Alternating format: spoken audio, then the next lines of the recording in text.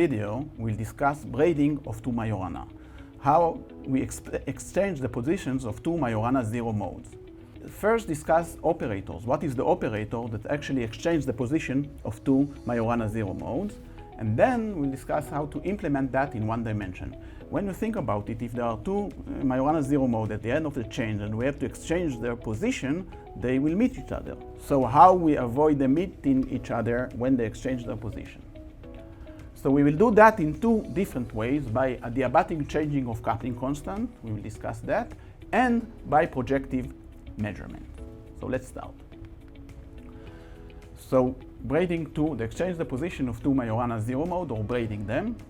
There are two ways to braid Majorana zero mode, to exchange the position of two Majorana zero modes. So imagine that we have alpha and beta. These are two Majoranas. Either we first push beta into the position of alpha, and then we move alpha to the position of beta. So you see that we draw a line of alpha above the world line of beta. You should imagine that as time and this as position.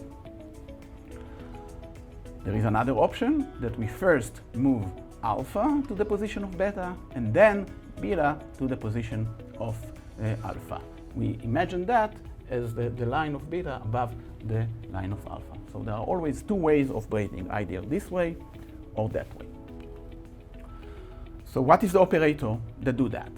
So I propose that this operator that I defined here, R alpha beta equal to e to the pi over 4 alpha times beta in the exponent, this is the operator that do that. So let's just examine what is the meaning of these operators. Remember that alpha squared is equal to beta squared equal to 1. Expand that in the Taylor series. This is straight forward. Let's look at the component of the terms of the series as we expand that. So the first term is 1, the second one pi over 4 alpha beta, the third one is 1/2 pi over 4 square alpha beta, and so on. Now, using that, alpha square equal to beta square equal to 1, alpha beta equal to minus beta alpha. For example, this term will exchange the position here, so that will be minus alpha square times beta square. So this simply will be minus 1. So combine them in this way, we get 1 minus 1/2 pi over 4 square and so on. And you can convince yourself that all the odd term will be alpha beta, and then we get that series. So that will be equal to cosine pi over 4 plus alpha beta sine pi over 4, which is equal to 1 over square root of 2, 1 plus alpha beta. So this is the operator, this is the definition of the operator R alpha beta, and we also learn how to use these properties of Majorana zero mode. So now I want to show you that actually when operator on alpha we'll get beta, and when operator of beta we will get minus alpha. So we found in the previous slide that our alpha beta is equal to 1 over square root of 1 plus alpha beta. Now we want to see what happens when we operate with R alpha beta on alpha. So R dagger alpha beta times R alpha beta, writing it explicitly, this is what we get. Now, using the relation that alpha dagger is equal to alpha, the same thing for beta dagger, and alpha beta dagger is equal to beta dagger alpha dagger equal to beta alpha, we found immediately that that operator, it can be written as 1/2 1 plus beta alpha times 1 plus alpha beta. Open these brackets term by term. The first term will give us alpha. The second term will give us beta alpha squared times 1 plus alpha beta. And that will be equal, if I multiply the alpha times 1, that gives me alpha. Beta alpha squared times 1 is beta. And what remains is alpha squared beta. This is this term. And the last term is beta alpha squared is 1 times alpha beta. So this is the last term. Then we continue using the same relation, the fact that beta alpha equal to minus alpha beta, that is give us that this is equal to 1/2 alpha plus beta, alpha squared is 1, so this is beta. Here I exchange the position, so it's minus beta squared alpha. Now beta squared is 1, so alpha is cancelled by this alpha, 2 beta divided by 2 is beta. So when we operate with R alpha beta on alpha, we get beta. Now I leave for you as an exercise to show that R dagger alpha beta, beta R alpha beta is equal to alpha. And you will notice you have to follow the sign carefully that when we wrote 1 plus alpha beta, the order here is very important. That when we operate on alpha, we get beta, and when we operate on beta, we'll get minus alpha. So this is matter, which one get the minus sign is of course a matter of definition. Clearly, these R exchange the position of alpha beta, and one of them get the minus sign. So which one get the minus sign is actually can be explained in this figure. So in the way we describe, alpha didn't get a sign and beta got a sign, and we say that this is correspond to this figure. Alpha, if we would exchange them in this way, alpha will get a minus sign and beta will not get a minus sign. Which one is related to R alpha beta and so on, that's a matter of definitions. Which picture relate to R alpha beta, it's a matter of definition. I use one definition. The important thing is that the difference in exchange them in this way or in that way, the difference in the braiding is by a minus sign for both alpha and beta. So let's go on. So now we can ask the following. Imagine that we have 4 Majorana zero modes, which are described by these 4 Majorana operators, gamma 1, gamma 2, gamma 3, and gamma 0. You will see that there is a reason to use gamma 0 here. Later on, we will use gamma 0 and gamma 1 as auxiliary Majoranas, but to exchange the position of gamma 2 and gamma 3. But right now I would like to ask what happens when I exchange the position of 2 Majorana zero modes. What happens to the fermionic operators that will be defined, the Dirac fermionic operators that will be defined by gamma 1 and gamma 2 and gamma 3 and gamma 0, and the corresponding states which are spanned by these fermions. So the exchange operator of gamma 2 and gamma 3 is given by R23, which is 1 over the square root of 2, 1, plus gamma 2, gamma 3. One can check that R dagger R is equal to 1, and as we found in the previous slide, R dagger 23, gamma 2, R23 is equal to gamma 3, and when we operate on gamma 3, in that order, we'll get minus gamma 2. So you have to follow the signs in order to see all that. Now I can define the fermionic Dirac operators out of these 2 fermionic Majorana operators, F12 in the following way, and F30 out of these 2 Majorana operators. And we can also define the Hilbert space for these 2 fermions. I define the 0 state of 1, 2. When I operate with the fermionic operator on this 0, I simply annihilate the state, it's equal to 0, it's nothing. And when I operate with F30 on 030, on the 0 state of the fermion that is formed by the 2 Majoranas 0 and 3, this is also 0. So the Hilbert space will be built of 2 0 states of 1, 2, and 3, 0, and these states can be occupied. So we also have a 1, 1 state. This is known as the even state because the number of fermions is either, the total number of fermions are either 0 or 2. Similarly, we'll have an odd state, which is 0, 1, 1, 0, and this will be the odd state. So this is the definition of the Hilbert space of these 4 Majoranas, which I choose to gather them as one fermion gamma 1, gamma 2, and the other one gamma 3, gamma 0. In principle, we could rotate and choose different bases, but this is the way I choose to combine these Majoranas. And so let's see what happens when we exchange the position of these 2 Majorana, what happens to the states. So when I operate with R dagger 2, 3 on the 0, 0 state. So the assumption is that I start with a a state in which these two fermions, which are defined by gamma 1, gamma 2, and gamma 3, gamma 0, these two fermionic states are empty, and I exchange the position of two Majorana zero modes. So this is formally the operation of Heidegger 2, 3 on 0, 0, 1 over square root of 2, 1 plus gamma 2, gamma 3, 0, 1, 2, 0, 3, 0. Now we can write the gammas in terms of the F operators, the Majorana fermions in terms of the Dirac fermions. So gamma 2, according to other definition, was I F Heidegger 1, 2 minus F 1, 2. That was the imaginary part.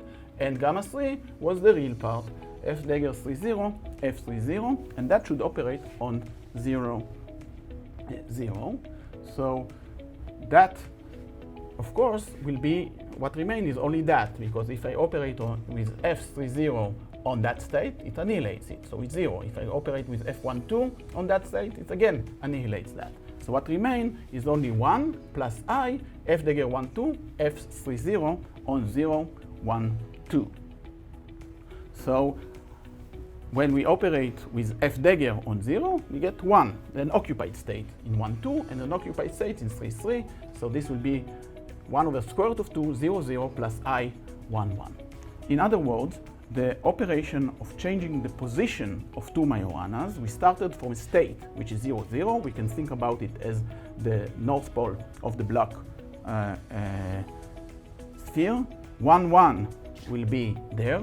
Notice that by the exchange in the position of the Majoranas, I didn't change the parity of the system. It was 0, 0,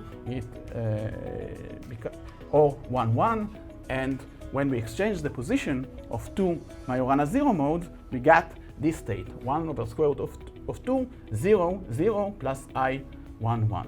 So exchange of the two Majoranas actually is an operation in the Hilbert space. It changes the position of my qubit from 0, 0 to exactly 1 over square root of 2, 0, 0 plus I, 1, 1.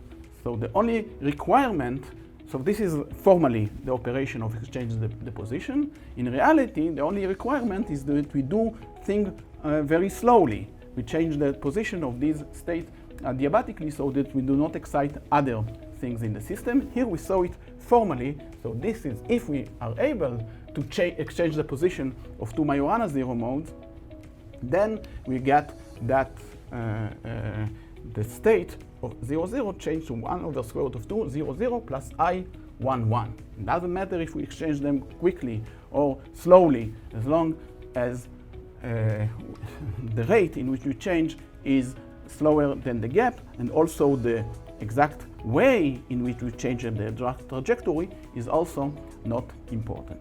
So the fact that this is so robust is what protects the system. What protects the system very well. We can do things in a different way. We will always get 0, 0 plus I, 1, 1. But this is also what makes this operation not universal. We will have to rotate by 45 degrees rather than 90 degrees, which actually give us only 6 points on the block sphere. But this is, we'll not discuss it today. So how we implement this braiding? So if I want to exchange the position of these two Majorana zero modes, then they will meet each other. How to exchange their position? So the idea was to add, not to think about really 1D system, but to go a bit beyond one dimension. The point is to go to the T junctions. So we add another wire here, and now it's very simple. We take the Majorana alpha and push it to the base of the T junction. We move the beta along that trajectory, and then we move back alpha to the position of beta. So they never meet each other. Now in reality, we need to go a bit beyond one dimension so that they don't meet each other. But how do we do that? How we exchange the position of two Majoranas? So far we saw that exchanging the position of two Majoranas is an operation on our quantum bit. How we do this exchange operation? Maybe we need a T-junction. How to do it in reality?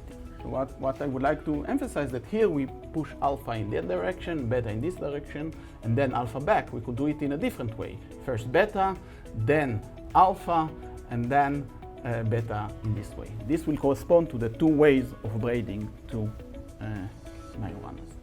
So how we do this braiding operation in reality? So what I would like to say is that in reality, all what we did in order to exchange the position of gamma 2 and gamma 3, all what I need is to have 4 Majoranas. I use gamma 0 and gamma 1 as auxiliary operators, and by changing the coupling constant between the different Majoranas, I can actually cause them, changing them very slowly compared to the gap in the system, I can cause the Majorana modes to move from one place to the other one. So imagine that we have 3 coupling constants, gamma 0 to gamma 1. Here I didn't draw that, but there could be a coupling constant between gamma 0 and gamma 2, and T3 between gamma 0 and gamma 3. In this formulation, I make sure that there is no direct coupling between gamma 2 and gamma 3, or gamma 2 and gamma 1, and gamma 1 and gamma 3. Now, what you see here is that I change adiabatically T1. So in this situation, we have a Majorana 0 mode here. It's uncoupled to nothing. But these two Majoranas are coupled, and they are not at 0 energy.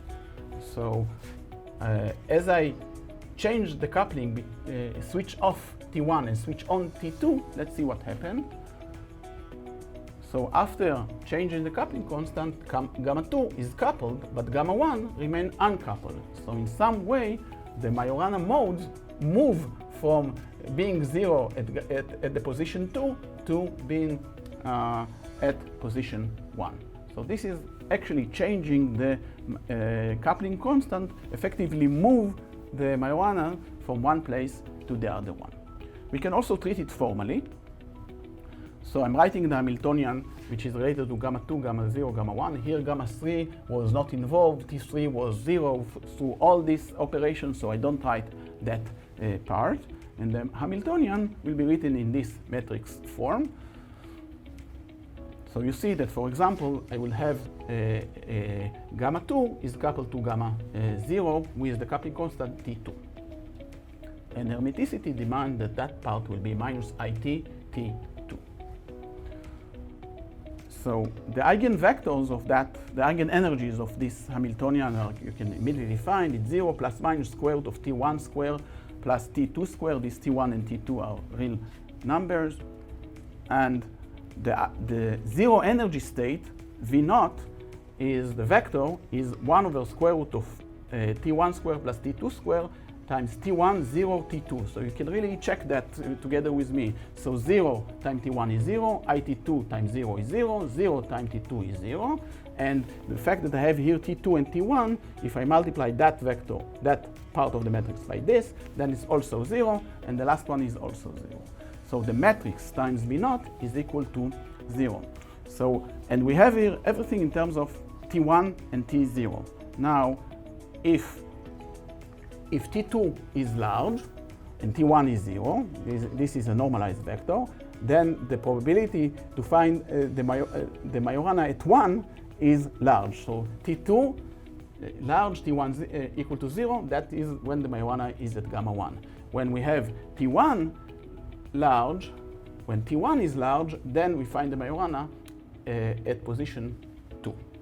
So by changing adiabatically slowly compared to the gap in the system, which is square root of T1 square plus T2 squared, as we change adiabatically these parameters, we move the Majorana from gamma 2 from position 2 to position 1. And the nice thing is that it was never actually at position 0. This is quantum mechanics. The amplitude of tunneling from 2 to 0 and from 1 to 0 cancel each other somehow. This is the meaning of the vector V0. So by changing adiabatically coupling constant, we can move the Majoranas around, the Majorana 0 mode around. So this is just the motion Majorana zero mode by adiabatic coupling. But remember, we want to exchange their position. So how we exchange their position? So we zoom on that 4 Majorana modes. I just keep the colors and the fact that we have this zero mode here. We start from a large coupling constant between 0 and 1. Now I switch off the coupling between 0 and 1, switch on the coupling between 0 and 2, and the Majorana that was here moved to that point. Then we continue, switch on the coupling between 0 and 3, switch off between 0 and 1, and the Majorana that was here is moved to that point, the blue Majorana. And the last thing is that we want to move the yellow Majorana to that position. This will be done by increasing the coupling here, decreasing the coupling there. So when we do that, so you see again that what happened is very similar to this T junction. The yellow Majorana was here, it's moved there, parked there. Then the blue Majorana was moving in this direction, and the yellow Majorana moved to that place. So in this way, we exchange their position. Now, and you see, meanwhile, the coupling constant was moving clockwise. So this would be a clockwise braiding operation that we can do like that. And one can imagine doing an anti-clockwise operation, so that would correspond to the braiding in the opposite direction. So one of them corresponds to this braiding, the other one corresponds to that braiding. So before concluding this session, this video, I would like to say that there is another way of braiding two Majoranas, not by changing coupling constant, but by projective measurement. So the idea is that I will measure the charge or the state of the system of 0, 1.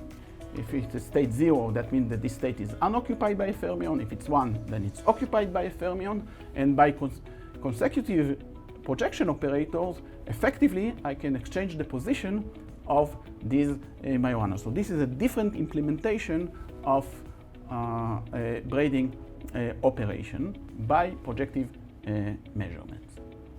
So we can define the projection operator, pi alpha beta, which is equal to 1 minus f dagger alpha beta, f alpha beta. So that this is a projection on the 0 energy state.